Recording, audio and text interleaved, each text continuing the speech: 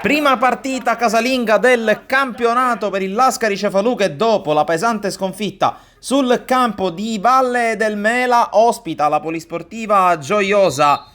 Impegno importante contro la formazione di Mister Gumina per i ragazzi di Mister Claudio Grimaldo che si schierano con Ferreri, Arena, Gatta, Flauto, Volpini, Abate, Bordoni, Di Salvo, Butera, Portera e Zangara a disposizione in panchina. Fiducia, Molinaro, Monaco, Cangelosi, Gnoffo, Di Noto, Incognito, Imbraguglio e Danny Moccero che parte dalla panca e inizia la partita, inizia subito con un tentativo da parte della formazione ospite con questa clamorosa palla gol sprecata da Ousmane Baldé che sarà protagonista, ma intanto al minuto 13 il cross dalla sinistra, interviene male la difesa del Gioiosa e consente a Ninni Portera di portare in vantaggio il Lascari Cefalù. Minuto 13, ma risponde subito il Gioiosa con questa conclusione di Melendez smanacciata da Ferreri in calcio d'angolo.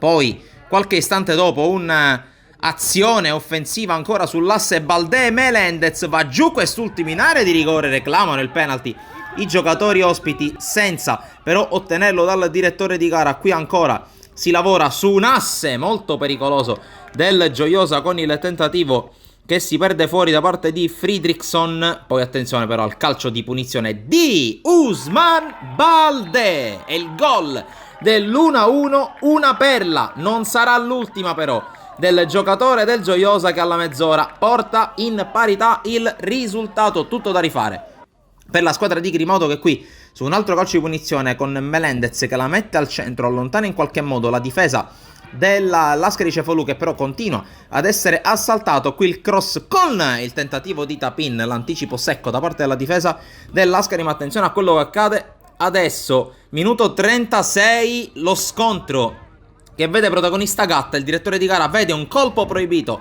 del difensore del Lascari Cefalù che rimane in 10 uomini per quasi un'ora di gioco, ma la squadra guidata da Grimaldo non molla. Qui vedete le proteste e al quarto minuto di recupero c'è un calcio di punizione, lo batte Domenico Gnoffo che bacia la parte interna della traversa, la palla batte al di qua della riga di fondo, della riga di porta, e dunque prima dell'intervallo, nonostante non in meno, il Lascari Cefalù si porta in vantaggio e va agli spogliatoi con il punteggio di 2-1. Poi inizia la ripresa con le immagini realizzate dal nostro Pietro Piazza. Terzo minuto, pallone messo in mezzo con il colpo di testa di Zurka, respinto da Ferreri. Poi Ferreri blocca la sfera, le proteste del Gioiosa per un presunto fallo sulla ribattuta. Poi calcio di punizione, minuto 49, ci riprova Gnoffo, questa volta si distende sul terreno di gioco Garnero e blocca la sfera. Passano 8 minuti, altro calcio di punizione, ancora Gnoffo, non trattiene Garnero e palla in calcio d'angolo, pericolosissimo Domenico Gnoffo, ma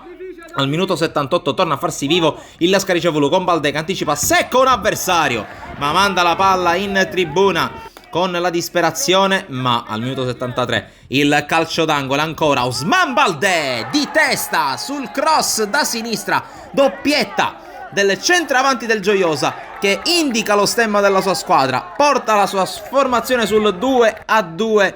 Ma al 90esimo ancora Baldé che si libera con un tunnel, se la porta sul destro, la fa girare, il tiro a giro di Ousmane Baldé, la tripletta, 2-3, minuto 90. Torna in vantaggio per la prima volta all'inizio della partita il Polisportiva Gioiosa e porta a casa 3 punti d'oro perché il direttore di gara fischia 3 volte. Vittoria in rimonta della Polisportiva Gioiosa sul campo del Lascari Cefalù. Da Sportissili è tutto, alla prossima!